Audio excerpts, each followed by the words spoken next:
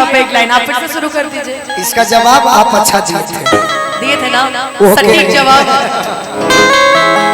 कि चिचरे से लब गईली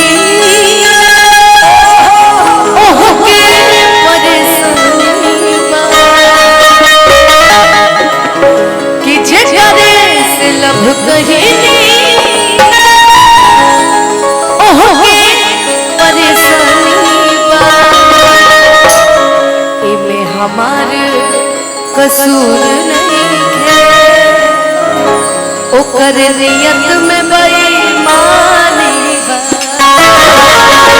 हम गाते थे अब हमको कुछ गाना ही नहीं है। आपको मैं रुलाना नहीं चाहता लेकिन आपके लिए अब हम रोएंगे ही नहीं। आपके लिए गीत है कहिए एक दिन कहोगे अब बाबा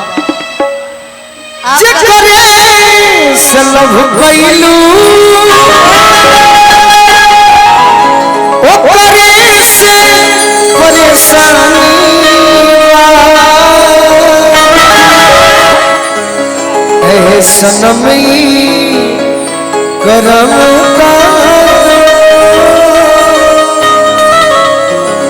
लागे खानदानी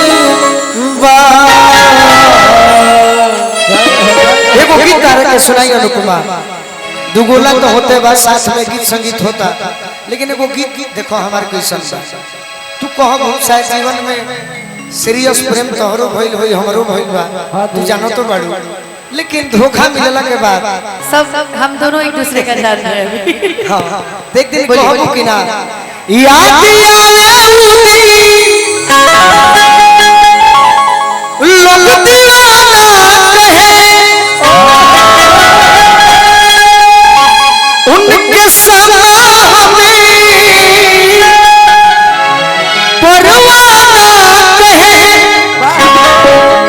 उनके समा हमें परवाना कहे दिल लगौले रही जिंदगी में मगर दिल लगौले रही जिंदगी में दिल लगौले रही जिंदगी में मगर लभ के लौटरी में लूटा गई दिल लगौले रही जिंदगी में लभ के लौटरी में लूटा यार ऐसन भइल की समझ न पैनी दादा पैनी तो उल्टे चला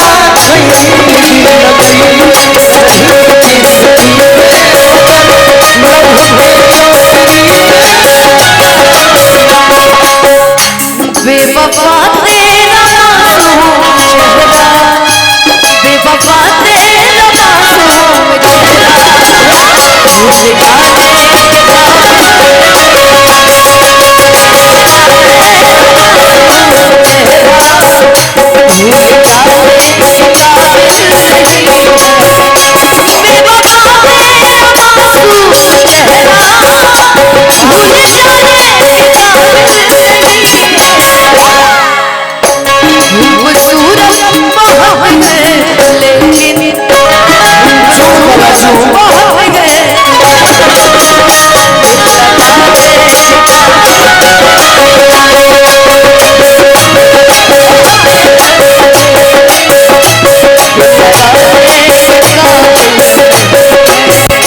दिल लगैले रही जिंदगी में लभ के लौटरी में लूटा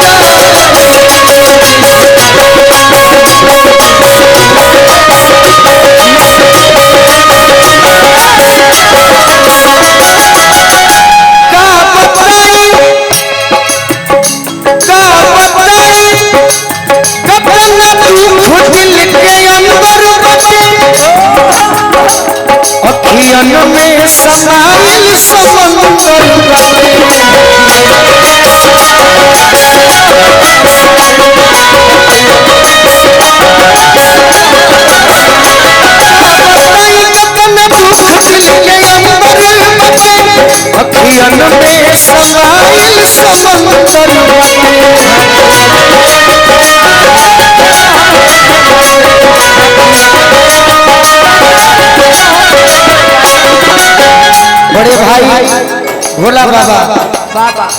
हमारा अजीत हलचल जी के, हाँ जी, शिव कुमार बाबू के, हाँ अनुपमा यादव के, हाँ जी, गोलू राजा के, हाँ हाँ ओकरा बादे के हूँ होई रौरा जे करे के मानत हो। सही बात।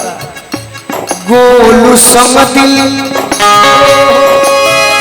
गोलू संग दिल समझ में नया तनी, गोलू संग दिल समझ में नया केहू के याद में अनुपमा लोर झारे सावन के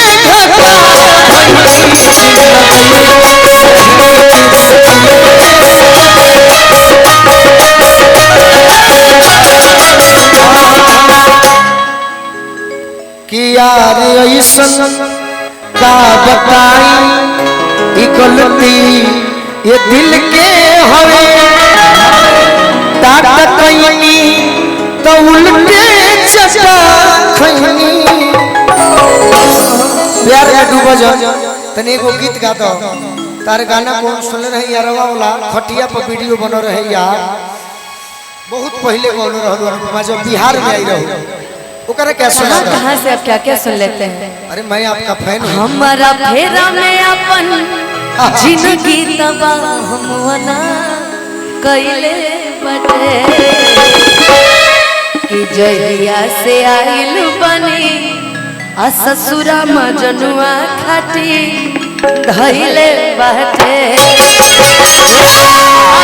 लेकिन अभी शुरुआत में मैं गाना गाया ना, वो गाना इनके लिए भी है कि सुने हमारे यारावा नहीं बनाई रंगदारवा। आजकल मैं देख रही हूँ गोलू भैया भी पूरा रंगदारी गाना गा रहे हैं, और मैं सही बताऊं, मैं सोचती थी कि खाली मंच के कलाकार नहीं भाई, एल्बम में भी इनको कोई काट नहीं सकता है। कौन सा है कि यारवा